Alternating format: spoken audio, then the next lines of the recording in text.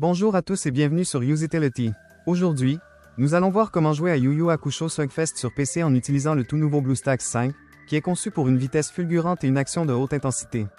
Nous pourrons facilement télécharger et installer Yu Yu Hakusho Slugfest et profiter du jeu sur notre PC Windows avec un clavier, une souris et un grand écran grâce à BlueStacks 5, qui est l'émulateur Android que nous recommandons pour jouer à Yu Yu Hakusho Slugfest. Alors sans plus attendre, passons à l'action. Tout d'abord mes amis, la première action à réaliser est de lancer notre navigateur web préféré. Nous avons ici celui que nous utilisons le plus. Passons à l'URL cliquable que je mets en Serberlens en vert. Vous pouvez la voir sur mon écran. Vous n'aurez pas besoin de taper quoi que ce soit, car il y a un lien à cliquer dans la description de cette vidéo et dans le premier commentaire permanent. Une fois que nous avons cliqué sur ce lien, nous arrivons à cet endroit sur le site internet de BlueStacks qui est simplement l'émulateur pour Android que nous allons utiliser pour jouer à Yu Yu Hakusho Slugfest sur PC. Comme vous pouvez le remarquer à l'écran, l'usage d'un émulateur pour Android ajoute un certain nombre d'avantages. Contrôle personnalisé, instances multiples, synchronisation des instances, macros, scripts, FPS plus élevés, etc. Nous allons maintenant procéder au téléchargement de Yu Yu Hakusho Slugfest en cliquant ou double-cliquant sur le bouton Jouer sur BlueStacks que j'ai mis en évidence avec du vert. Nous cliquons ensuite sur le bouton de téléchargement. À ce moment-là, le téléchargement débute et s'achève tout de suite et voilà, notre téléchargement est terminé. C'est un fichier .exe, un fichier exécutable. La prochaine étape est de démarrer l'installateur, par conséquent nous cliquons ou double-cliquons sur le fichier exécutable.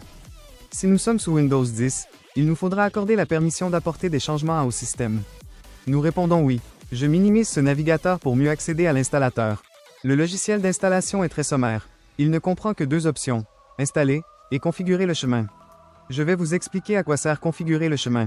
Il vous de faire un clic dessus.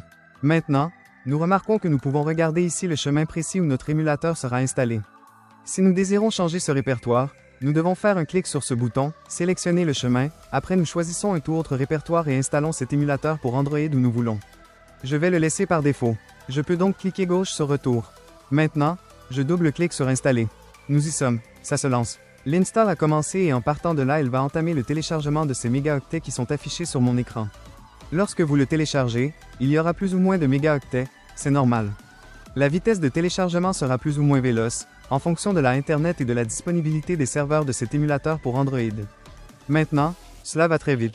Le téléchargement est terminé, et on passe maintenant à la phase d'installation. Avec BlueStacks 5, vous pouvez même réduire l'utilisation de la RAM en un seul clic. C'est particulièrement utile si vous rencontrez des problèmes de performance. En outre, vous pouvez activer le mode écho pour profiter d'une utilisation du CPU réduite de 87%, d'une utilisation du GPU réduite de 97% et d'un multitâche plus facile.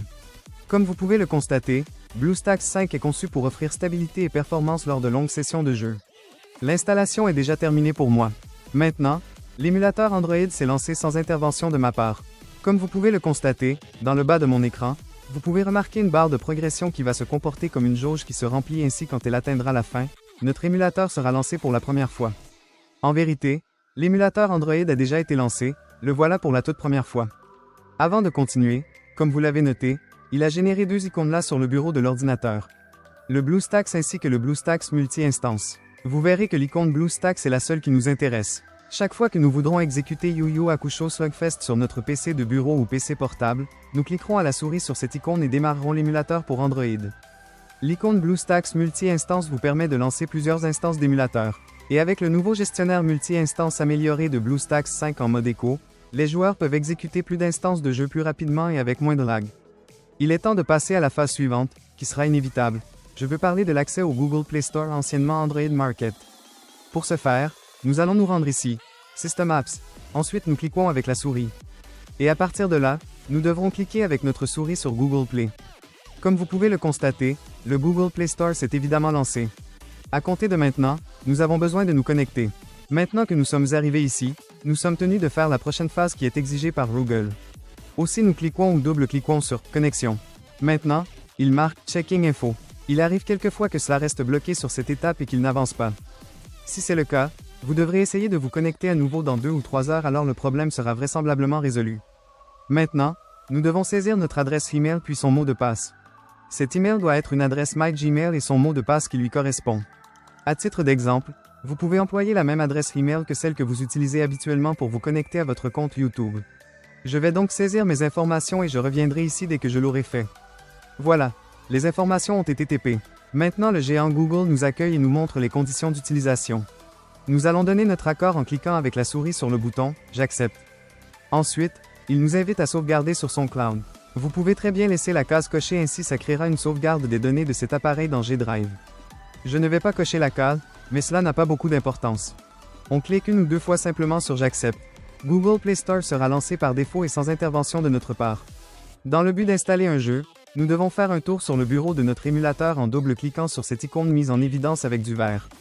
Désormais, puisque nous avons accédé au bureau de l'émulateur pour Android, nous pouvons voir que nous avons à notre disposition ce bouton Installer le jeu. Nous cliquons ou double-cliquons sur ce bouton. À cet endroit, nous avons sous les yeux le jeu. Sans plus attendre, cliquons avec la souris ici même sur le bouton « Installer » que je surligne juste pour vous en vert. Et à partir de là, l'install va se lancer. À partir de maintenant, l'émulateur va récupérer le jeu et lancer l'install du jeu. Cela peut aller plutôt lentement ou être extrêmement rapide. Tout cela est en fonction de la qualité de notre connexion Internet. Ça y est, notre install est déjà terminé.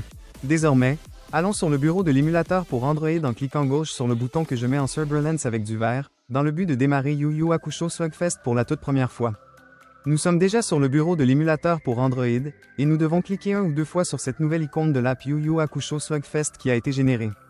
Le jeu est démarré pour la première fois.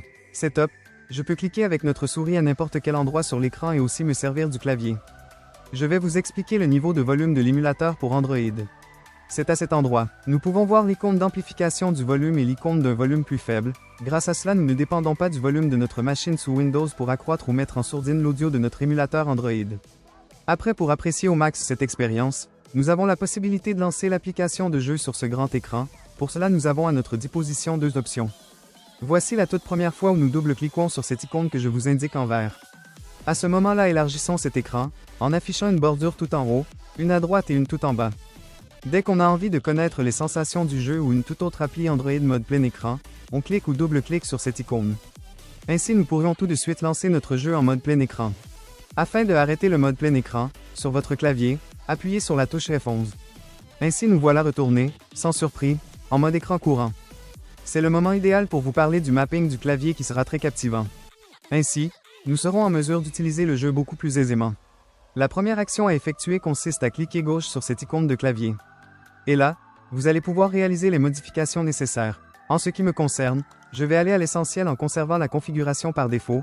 Néanmoins, si vous désirez la modifier, vous pourrez le faire sans difficulté. Comme vous l'avez sans doute noté, l'émulateur pour Android est totalement disponible dans notre langue. Cependant, il est possible que quelquefois que notre émulateur soit booté dans la mauvaise langue, par exemple en coréen. À ce moment-là, pour le repasser dans la bonne langue, nous revenons à cet emplacement sur la roue dentée. Et ici, dans Autres paramètres, nous double-cliquons sur le menu déroulant « Langue ». Nous devons sélectionner la langue que nous comprenons parfaitement, français, anglais, chinois, etc. Une fois la langue sélectionnée, il nous faut sauvegarder, notre émulateur relance et notre jeu, la toute prochaine fois que nous le lancerons, nous accueillera aussi la langue sélectionnée. Désormais, il existe un point de plus que nous devons prendre en compte. Je veux parler du fait que nous recevrons un My Email nous informant qu'un nouvel appareil a été connecté à notre compte Google. Il nous demandera si nous sommes au courant qu'il y a eu la connexion de cet appareil. Bien entendu, c'est le cas, pas la peine de stresser, car en effet, l'émulateur simule un appareil Android. Et pour voir quel type d'appareil est accent aigu MULE accent aigu, revenons à cet endroit, à cette icône en forme de roue dentée et cliquons ou double-cliquons dessus. Et nous voilà à cet emplacement à l'option « Modèle ». Nous apprenons ainsi que cet émulateur pour Android reproduit le comportement d'un smartphone de la marque Samsung. Nous allons donc recevoir un courrier électronique précisant qu'un nouvel appareil Samsung s'est connecté à notre compte Google. C'est tout pour ce tuto vidéo mes amis.